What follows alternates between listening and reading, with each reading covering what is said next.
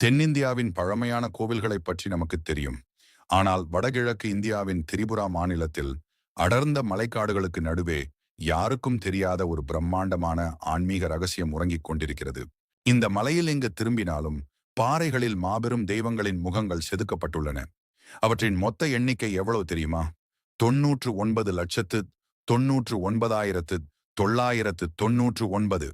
அதாவது சரியாக 1 கோடிக்கு 1 குறைவு. வங்காள மொழியில் உனகோடி என்றால் 1 கோடிக்கு 1 குறைவு என்றுதான் அர்த்தம். இவ்வளவு மாபெரும் சிலைகள் ஏன் இங்கு முற்றுப்பெறாமல் நிற்கின்றன? புராணங்களின்படி சிவபெருமான் 1 கோடி தேவர்களுடன் கைலாயத்திலிருந்து காசியை நோக்கி பயணம் செய்து கொண்டிருந்தார். இரவு நேரமானதால் திரிபுராவின் இந்த மலைப்பகுதியில் அனைவரும் ஓய்வெடுக்க தங்கினார்கள்.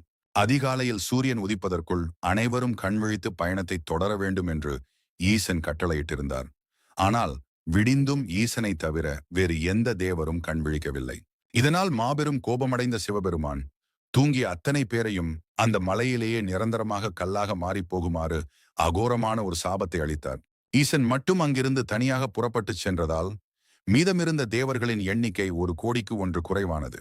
மையப்பகுதியில் உள்ள 33 அடி உயர கால பைரவர் முகமே ஈசனின் எச்சரிக்கையாக இன்றும் நிற்கிறது.